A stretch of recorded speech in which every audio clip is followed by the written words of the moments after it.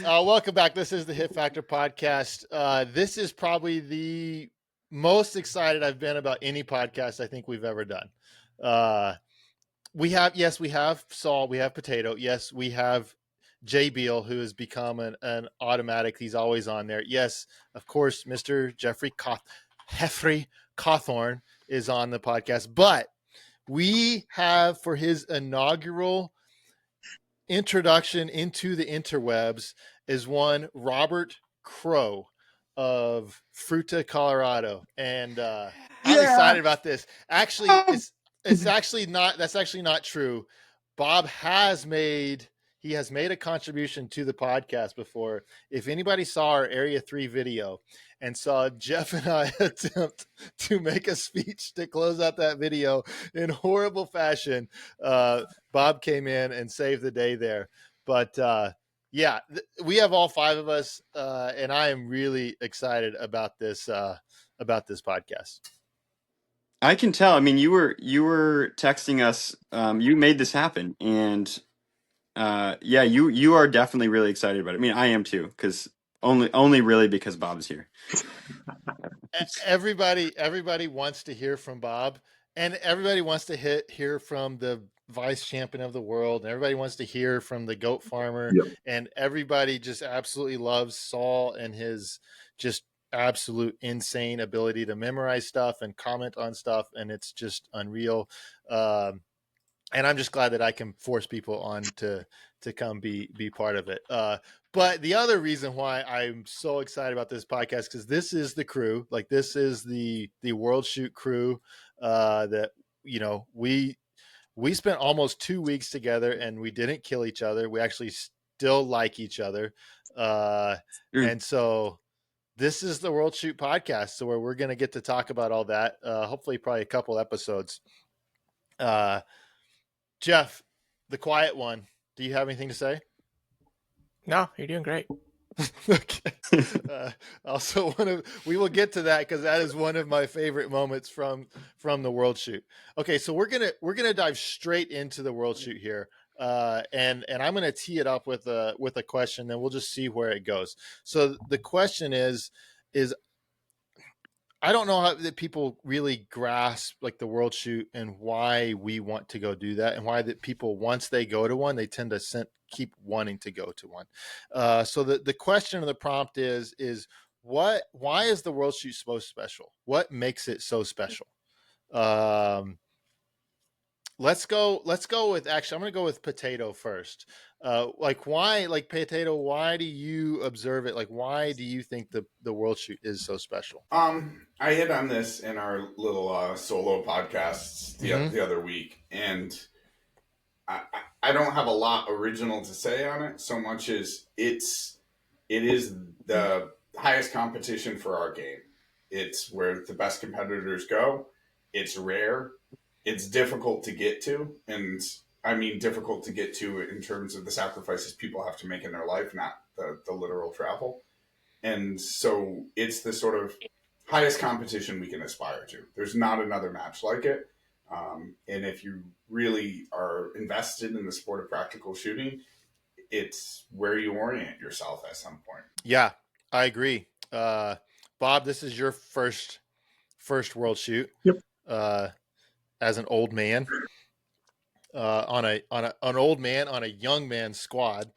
Bob's coming in at what, 44? 43 currently. 43, and basically the average age of the other three members of the standard team were half your age. Yes. Yep. So okay, so we'll talk about the standard squad later, but why, after having been to one, why is the World Shoot such a special event? So this was my first World Shoot. And practical shooting for me is something that's a big part of my life. It's a big part of all of our lives, right? It's something that consumes a massive amount of our time and a massive amount of our energy and effort as individuals. For me, there was actually something kind of going on behind the scenes that I never really talked to anybody about. And I got involved in practical shooting in 2011. And I was basically introduced to the sport by Ron Avery.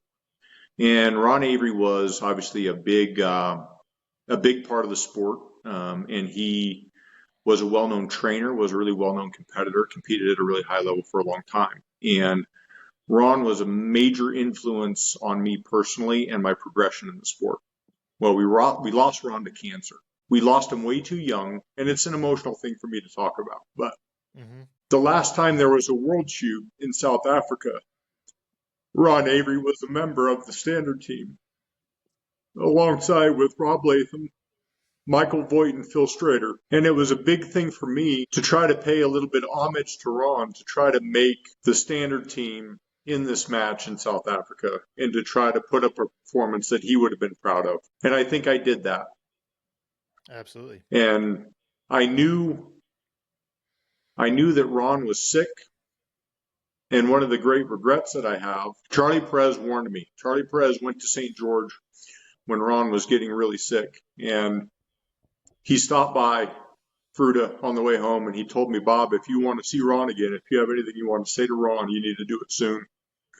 And I waited too long, and I never got a chance to thank Ron for everything he did for me in this sport.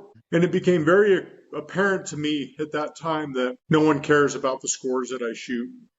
No one cares about where I finish at any particular match. I'm going to compete, and I'm going to travel to matches, and I'm going to spend time with people that I care about.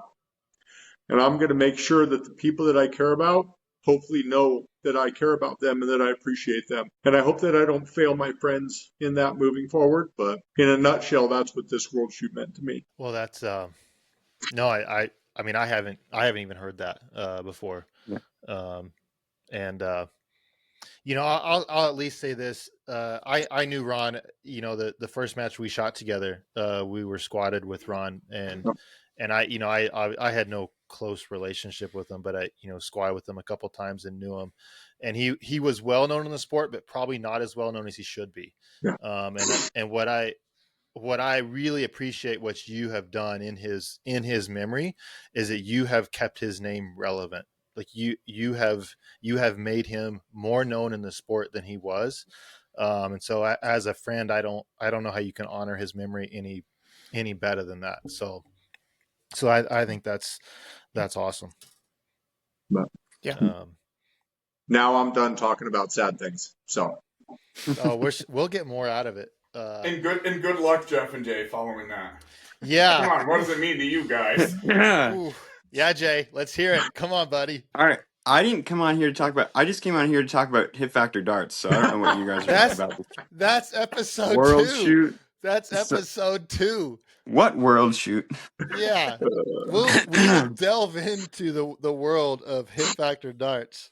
It's an amazing game. Sure. It needs to become bigger than it is. I mean, it's only been played a handful of times. So very few times. I will reach out to Ken Nelson and Jay Phillips at Practice Core, and I think we can get them to carve out a niche in Practice Core for hit factor darts. I think we can start building some clubs, and I think we can put some traction on the ground. Yeah, so we just need a couple clubs. Yeah. And we'll have first, second, and third in the world on this podcast, eh? Hit factor. Yeah, that's true. Yep. And we have the last place holding the lowest factor as well, and someone who didn't even want to try. Anyway, that'll just be a teaser for the next. Yeah, that's the teaser for the episode 2. I mean, this is really hard to follow, but this was also my first world shoot, and I still feel, even though I've been doing this for, I guess, eight years at this point, about now is 8 years in, and I still feel very new at a lot of things that I'm doing with this sport. There's some things that I feel like I've gotten down, but then every time I go and try something, or I'm thinking about some things, or I talk to somebody, I feel new at this game. And so I think for me that's good. I like that. But it meant going to this world shoot meant a lot because I got I think I had I don't think I was going to go if I didn't qualify for the team. And so even putting myself in a position to make the production optics team and make that team kind of still, I don't know, that team was really hard to make. Yeah. Just with how many people there were, and you couldn't make mistakes in qualifying. You could make a mistake at a match and that's it, and then like you had to do okay the rest of them. And so Yeah. to make the team, to then kind of figure out everything with, at home, to even be able to go, like what Solid said, like it all was so much.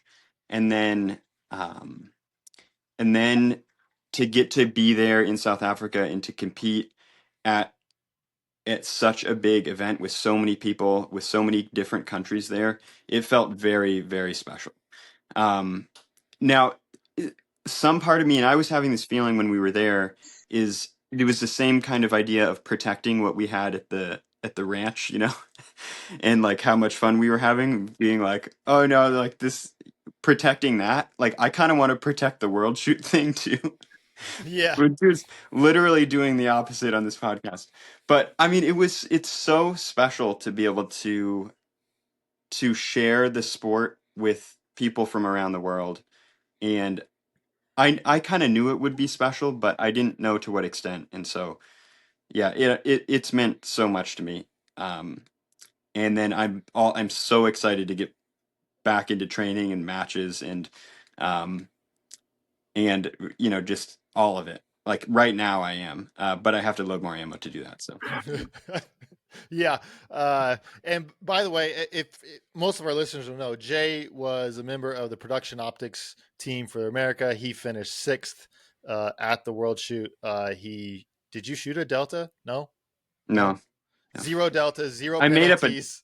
a delta He made with up an a alpha. Delta. He did fire a Delta, but he went ahead and made that up with an Alpha.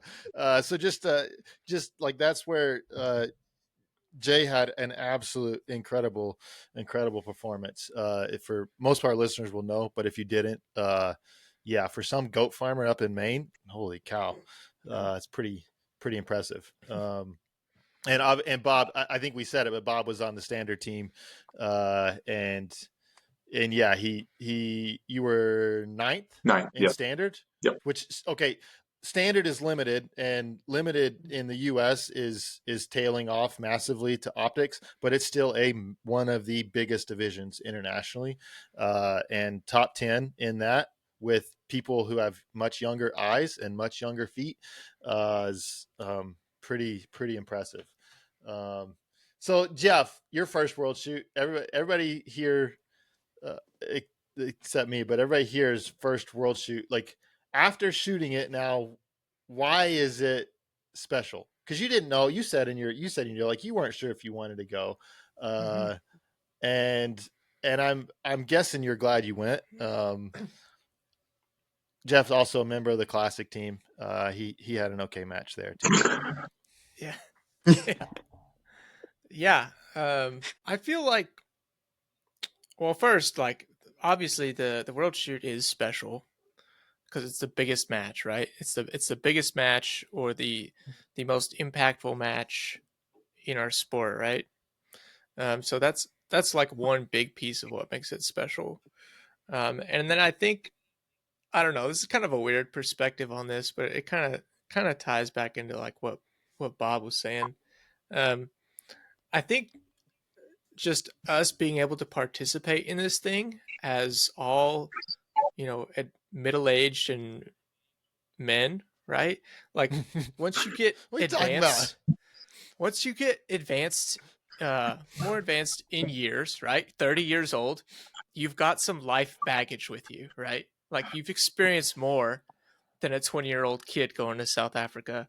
So kind of like what Bob was saying, right? He has history, like in his mind and with friends going to this match. It made it that much more impactful. And I think it's that way for a lot of people, that have lived lives and have families and have kids and other experiences, to be able to experience competition at this level is it's just crazy. And it's something a lot of people will never get to experience, and it's probably something a lot of us never thought we would experience. Um, so I think that makes it really meaningful to be able to participate at the level that we have been able to, right? And then just the emotions that go with that. Again, like what Bob was saying and in his story, like I have similar stories. Like going to this world shoot meant way more to me than competition for a couple different reasons. And um, so it's just an event that like brings out that type of emotion. It brings out those feelings. So and then man, just the way that we got to experience it, it was absolute peak performance, peak experience. Sorry. Yeah. Yeah.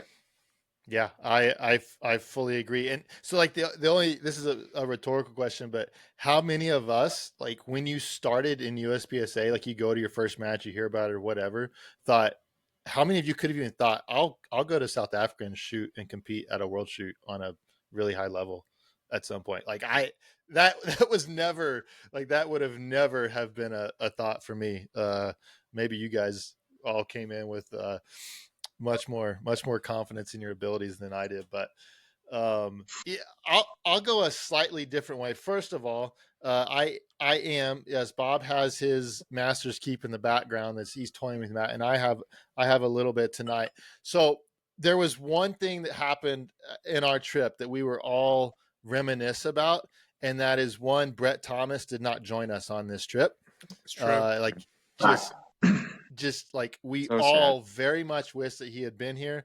And so when we were at Kentucky earlier this year, we went to the Four Roses Distillery, and Brett and Jeff and I stood in line for forever, and we got some really fantastic bottles of whiskey, and Brett took one home and he drank about a third of it. And he decided he's just not a whiskey guy. He's just a Guinness guy, and that's what it is. And he happened to be nice enough to gift that rest of that 15-year Father's Day edition special release of whiskey for me. So that's what I have tonight, and it is absolutely amazing. I'll take a slightly different. You guys, my response won't hold up to you guys. What y'all response was, I think what really for me makes the World Shoot special, because I almost love preparing and training for matches as much as competing in matches. But what's so unique about the World Shoot is you go just talk to everybody. It's not uncommon that people show up to nationals and they're like, yeah, I haven't touched a gun in 2 weeks. Right. Or I've fired a couple times, and they're showing up for nationals for that. For the World Shoot, everybody is giving everything they have to try to do their best there.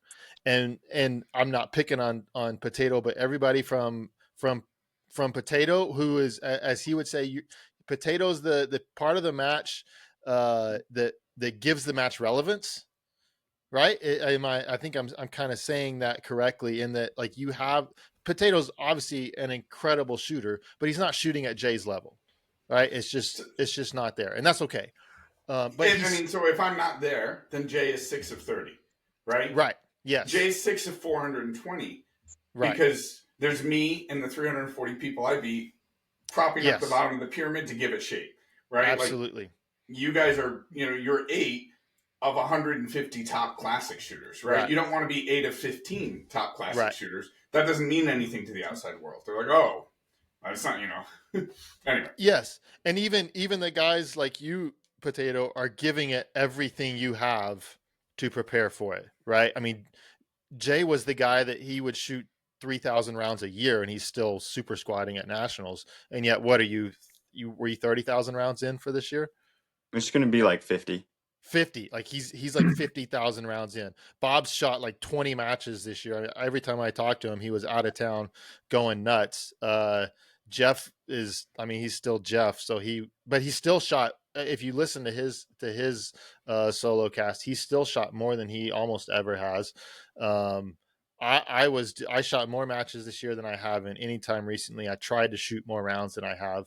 Like the dry fire, the fitness that I was putting into it, and that's everybody's story. Like that was everybody you talk to, and all of a sudden you realize, holy cow, like that everybody's trying to give their absolute best here.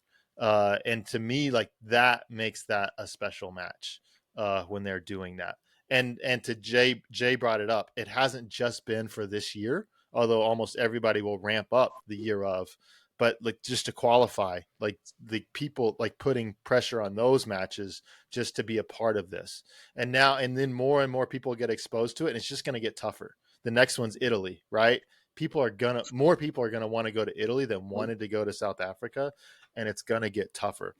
So that kind of leads into my next question, and I actually am almost more curious about Potatoes. Potato thought that he was just here just to because he wasn't on a team, but I'm actually almost somewhat more curious about Potato's response to this question. We may not have everybody answer just for time's sake, but is it worth it? Was the effort worth it? Was getting to South Africa wasn't easy. Like it was stressful. It wasn't, it just wasn't easy. There was a lot to hurdles to go to. The effort that goes to it, like I'll just touch on, I mean, for me, man, I don't want to take up too much time, but I got back and I got in a little bit of trouble because I made lots of posts about lots of people and how much I appreciated they did. And I think I told lots of you guys when we were staying, I told you about like how awesome Katie was and all the stuff she was doing. Well, I failed to tell her that in person. So that was a massive failure. If anybody's married out there and you go to a big match, you're gone for a while, maybe don't tell your friends tell your friends about how great your spouse is, but maybe tell your spouse at the same time how great they are too. But I mean, like there's a pressure in that too, right? Like if you have family, if you have kids at home, I mean, the amount of stuff that Katie had to pick up, and I know Bob's in the same boat, and I assume Jay and Saul, y'all are probably in the same boat, not just for the match, not just the 2 weeks that she has to take care of the kids. It was the extra matches, right? Like I'm gone more. She has to take it more. I'm practicing later. I have to load. I mean, Jay brought up loading ammo. I have to spend time just loading ammo and all of that. She has a job that she's, that we're paying bills with. She has kids to look after, and she makes all of that happen without ever complaining, nothing like that. So it's a lot of work from a massive team aspect, not just from an individual aspect, right? Like it's a lot of burden on families and stuff to be able to do this. Yeah. So that's my question. Then my question from that, trying to understand that, hopefully maybe I portrayed that. Is it worth it? So it's worth it to me. If you ask Elizabeth downstairs if it's worth it to her, I don't know. I will say that under tremendous pressure from me, she's going on an 8-day trip to Costa Rica with my sister-in-law. Nice. Well done. At the end of December, Saul. Into January, for no reason, right? They don't have a reason to be in Costa Rica, but just I was like, you need to go and have like a grown-up vacation with grown-ups where you're not bringing your computer, you're not working, you're just in the world, because that part of the experience to me, again, this was the most enjoyable vacation I've taken in my life, right? I mean, it was like the world shoot's great, but the actual vacation aspect was also not something I ever anticipated doing, just given the way my life works. Yeah, I mean, it was worth it. And without belaboring the point, I came nowhere near close to qualifying for a team. I didn't really come close enough to qualifying for the main match, right? So I had a combined 249.6 points. That's 282% finishes and 185% finish at qualifying matches. And I think the threshold originally was about 264 for main match slots, because so many people, there were enough teams and categories that there just weren't the extra slots people were thinking there were going to be. South Africa decided to essentially run 2 matches. I'm sure we'll hear more about how that worked out for Classic. But 2 matches back to back, and I got a slot to the pre-match. And around the time I got the slot to the pre-match, I injured my back pretty badly, and last winter, and I really took a nosedive, kind of sunk into a couple month depression because I was thinking there's this thing I want to do and my body can't do it. So I got pretty negative, kind of dropped out of some online communities, made some enemies. And my back was killing me. And like, that was like, well, it's like, I thought I was going to try and get to the world shoot just on an open slot. And A, I wasn't good enough. And B, like, my body's just quitting on me. But I decided I was going to go to the pre-match and I was going to have a good time. And I started shaping my year for that. I went to far fewer matches than I normally do, which in retrospect was a big mistake. But I dramatically ramped up my training. And when you talk about family sacrifices, for the basically 3 weeks before I left, I went to the range every day. So that's like, I basically, and we still had enough daylight, means I missed bedtime every night, right? Like, not taking care of the dogs. I'm not doing things. It's like I went to work and I did something shooting related, whether it was, going to the range, picking stuff up. I completely structured my life around this. And then when enough people pulled out of the main match, and I got a call from Lori May, who was the assistant to Leighton at the end of May, she said, "Do you want to move to the main match?" And I said, yes. And honestly, at that point, I then decided to lose 15 pounds because it's like, maybe I'll injure myself less if my joints are moving around less mass. And for me, like you said, enjoying the training, it gave so much structure to my year that I enjoyed that whole process. I enjoyed all of the sort of little sacrifices along the way, and I'm really grateful for the people in my life who made that possible. But It was absolutely worth it. Just to be there, just to sort of prop up the bottom of the pyramid. It's a lot of fun. And, sitting in the ammo line, waiting to get my ammo for 4 hours. I was talking to these Swedish guys in their 50s, right? And they were describing their long litany of injuries and their chiropractors and their PTs and all this stuff. I mean, these are my people, right? And, but they're all doing the same thing, right? Like it's like, I couldn't ski with my kids last winter because I didn't want to pick up an injury skiing that would jeopardize my time at the World Shoot, right? And they finish, where I finished, like just, in the middle of the match. But they were making decisions last year about, how they're hanging out with people because they're trying to keep their body fit enough. Anyway, I'll stop there. Well, and the reason why I really wanted Saul's perspective on that, and we'll have hopefully I want at least one other person's perspective. So whoever wants to jump in on that, but I hear so much what Jay said in that I'll go to the World Shoot if I make a team, right? Brett Thomas was saying that. Right, he's saying, I'll go to the World Shoot if I make a team. Bob missed out on France by 0.7 points. 1600ths of a point behind Blake Maguez. That's out of 3 of 4 qualifying matches, 1600s, and so he doesn't like that 1600 points. He doesn't go to France, right? And so he misses out on that. And I hear this constantly. I'll go if I make a team, but if I don't, I'm not going to go. And I mean, I've only been as a team. Well, 2014 was in America, so I don't really count that. But like, I would just encourage people that if you're a really good shooter and have a chance to do well, making a team is hard, and it sometimes some stuff just has to go your way, but maybe still consider it because I think it might still be worth it. I would add to that, making a team is wonderful. And having an opportunity to represent your country on a team in international competition is an amazing and unique experience. It's the only time we actually have an opportunity to compete other than just being an individual. But what I want people to understand after listening to these podcasts as we recap World Shoot is that when I got started in practical shooting, I wanted to shoot every match I could get my hands on. All I cared about was my scores.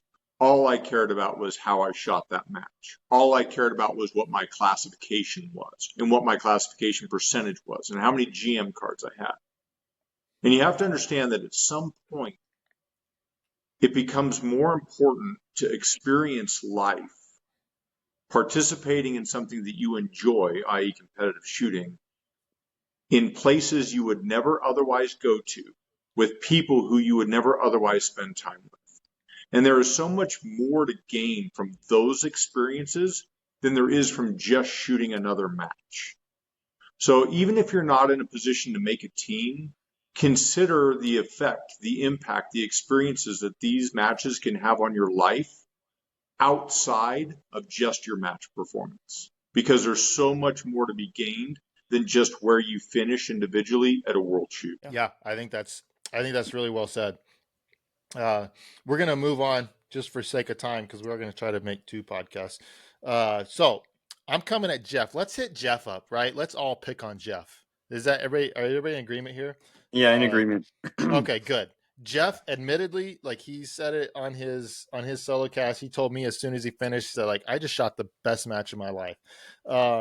And Jeff provided us with a question, so I'm going to ask Jeff this question, which My is own great. question. Your own question is coming and not right about back at Brazilian team. Not about Not- the Brazilian team. I don't know what Brazilians you're talking about, so I didn't. Were there Brazilians there? That question was for Bob.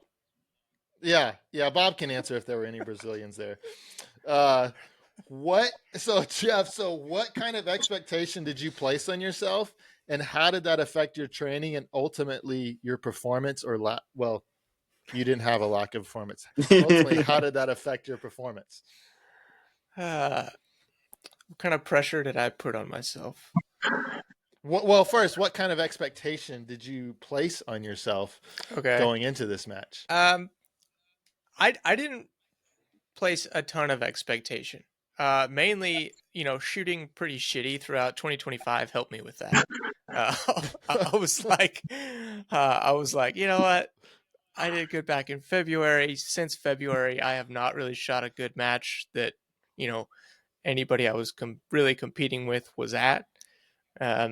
So I was like, all right, well, I'm just going to train my ass off and I'm going to give it all I got. But I didn't really have any expectations because I had beat those down throughout the year. Yeah. So expectations were low. I wanted to make podium. That was like, I wanted to make podium, but yeah, having not gone to a world shoot, having never really shot against any international guys other than Robert Cernigaj, I thought it was very possible that I just finished like outside the top 10. Like I would not have been surprised. I just had no idea. I had no scope of international talent. Mm-hmm. So, yeah. What I would say to that real quick, to go into your first ever world shoot and say, yeah, I was really just kind of hoping that if I shoot good, I could land on the podium. Like that is an amazing expectation. Like for me to go into a world shoot and think to myself, yeah, if I shoot real good, I can end up on the podium. Like, and the fact that you did, like that is an amazing accomplishment, Mr. Cawthorn. It really is. It really is. Okay, well let's go. Let's go to Jay, our next highest finisher. Who, I mean, best match you've ever shot? I don't know. It's so interesting because I have so much flipped into the, like what am I going to do for training? Like how am I going to get better mode that like, I don't even know. I mean, I've shot clean matches before. I frequently. So, yeah. So like but this is definitely the highest stakes match to go 30 stages in South Africa and shoot clean for that. Yeah. I mean, there's that. I was thinking about this today, and I think it was because I've reflected on Jeff's podcast that he recorded multiple times. Like I've like listened to it a couple times and been like, yeah, like that was really Quit good. Bumping his numbers up. What are you doing? You get one listen. Just stop listening stop listening to this podcast and go and listen to Jeff's one again. No, listen to mine. We need to pump my numbers up. I mean, but I got there and like I think it was because I mean, I had so much support there, even from when I landed. I had people who came who I knew had never met in person, but they lived there and they came to the airport. They helped me get through stuff. I had so much support there, and then I got to train with them for a few days. I felt so much more comfortable at this match than I felt at nationals in the past. And that's because of like that was one element, but then the second element, which is what Jeff was talking about, was the element with you guys, and where you go and you shoot a little bit and then you come back and you hang out, and it's like it's very organized, it's very structured. There wasn't a single stage that I went to that I was not prepared to shoot, just from a standpoint of a comfort level. Just like, I could go look at the stage beforehand and check it out and be like, okay, cool. And then you've got people, you're working together as a team. And if someone sees you, which happened in this match, forget like to count a target in a walkthrough, they'll be like, hey, Jay, there's a target right there, just so you know. Be like, oh, cool. Thanks. Yeah. Like, I'm glad we're on the same squad. Like, awesome. So, I mean, yeah, I think I finished about where I expected that I could if I shot without messing up badly. And it's like, could I do better? Absolutely, but I need to earn that first. And like what I learned so much in training this year, and I learned so much how I could have trained differently to affect my result. And I learned how, like, if I went to more matches, like Solid brought up, if I went to more matches, with certain behaviors, I could use that at big matches like this to do better. But I can't get there without doing what I did at this point. So I don't know. Yeah, it's just, I didn't answer the question, but I want to hear Bob talk some more. Everybody wants to hear Bob talk. I know. Why? Everybody loves Bob Crow. Oh my God. Except the only time people don't like Bob Crow is whenever he has a 20-round medium course at an area match, and he decides to load a medium stick into an open gun, and then he shoots his gun dry and has to do a standing load for a popper at the end because he didn't start with the open stick. Other than that, everybody loves Bob. I mean, Bob, you and I talked a ton going before this match. Before you get away from this question for yourself. Yeah, don't leave this question without answering it, Jeremy. I need to frame the question for you too. Oh boy. Go ahead, Bob. Okay. Yeah, expectations for yourself in this match. Again, I kind of already said it. I mean, you were old man on the squad, right? You had three freaking stallions, basically. You had Scott Brown, who finished third, Gianni, who finished fourth, and Joey Sauerland, who won he won 2025 single stack nationals. He won 2024 limited nationals, right? So he's obviously shooting really, really well. Yep. And then you've got yourself an old oil field worker. What were your expectations going into this?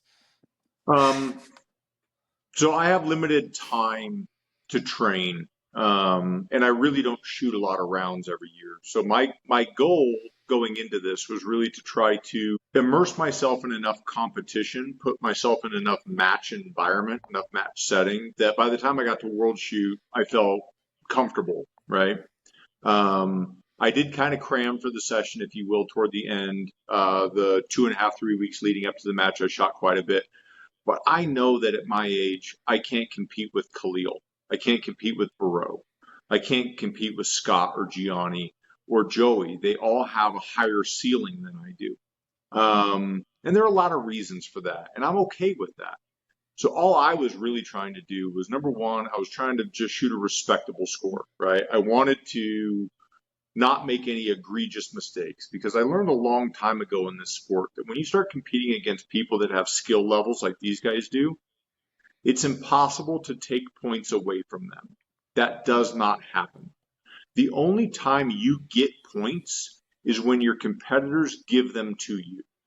So my goal was to try to minimize the number of points that I gave away, because that was ultimately going to result in my best possible finish. Right. And generally speaking, for my age, my preparation, my skill set, I feel like I did that pretty well. Did I shoot a perfect match? No, because that doesn't exist. Do I feel like I shot a respectable match? Absolutely. The U.S. standard team had 4 members on it, and we put the entire team in the top 9. No other country came close in standard division, which was, I think, 287 or 283 competitors, somewhere in that neighborhood.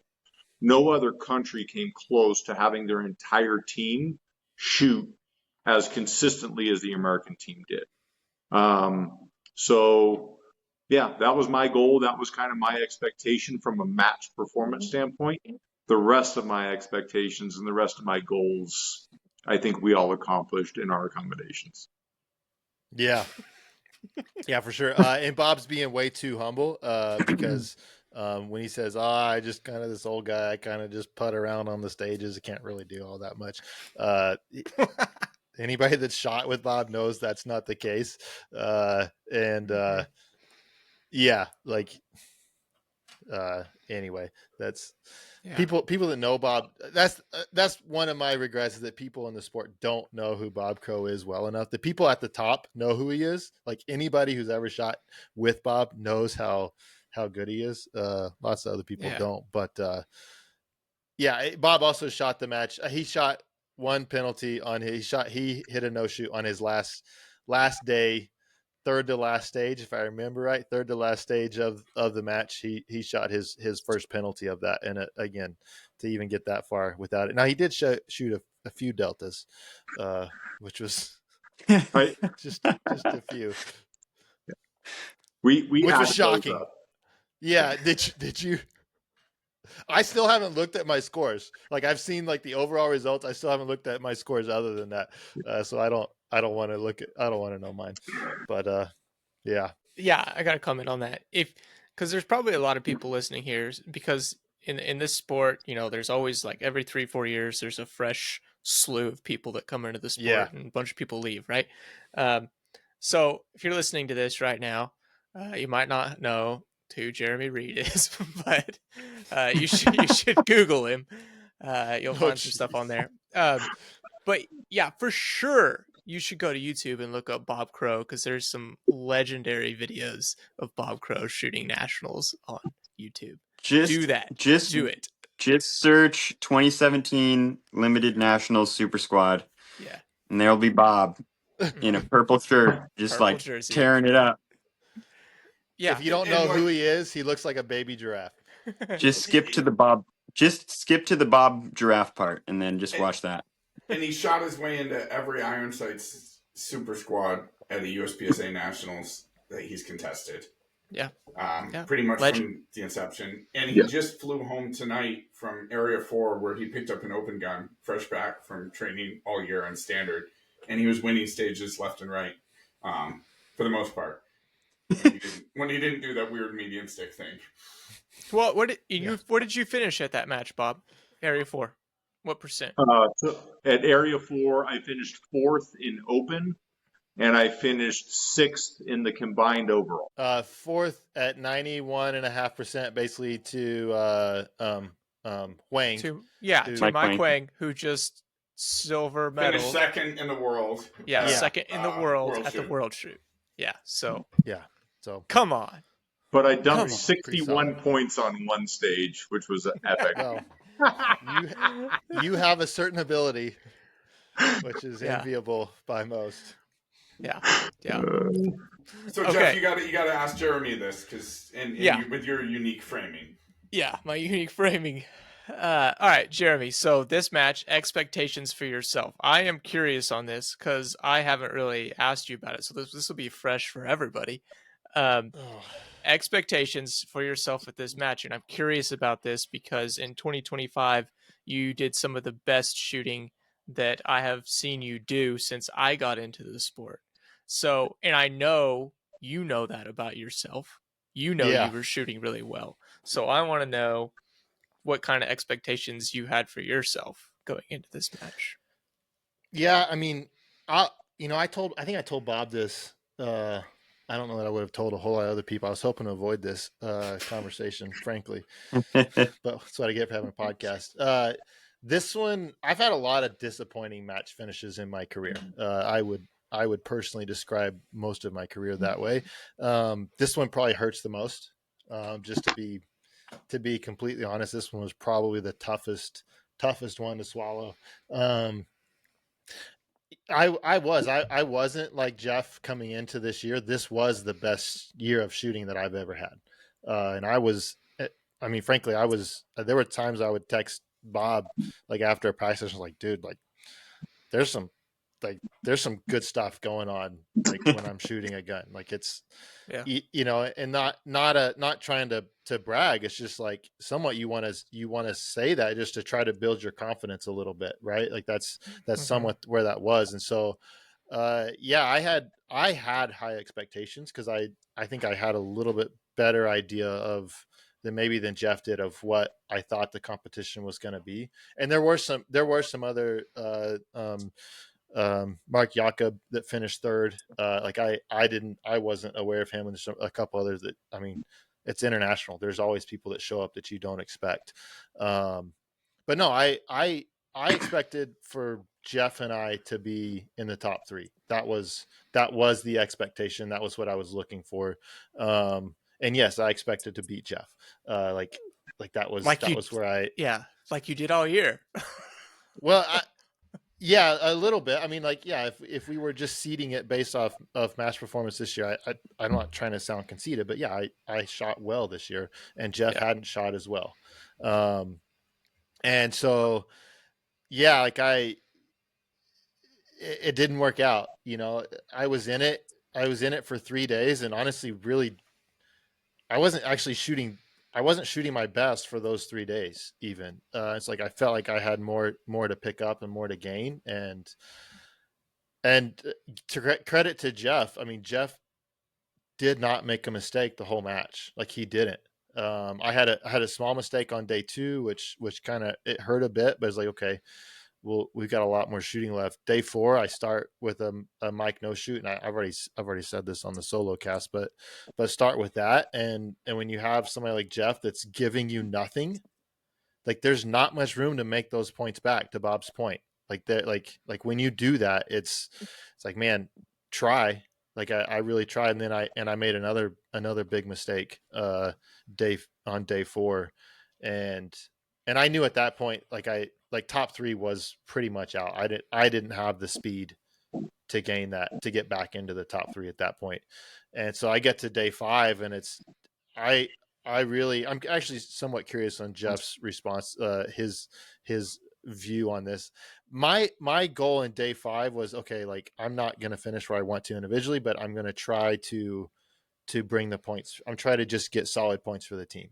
Like that's simply what I'm going to try to do. And I think my second stage, I hit another no shoot, and it was just a struggle. It's like every time I tried, it just like I couldn't, and I was trying to be positive, and I think Jeff's standpoint, like I wasn't, and I was just trying to figure it out. I wasn't trying to be standoffish from the team, but I was just trying to figure it out. And I'm like, lots of people have said, man, congratulations, you won gold and all this. And it's like, I mean, my friends won, like they won it.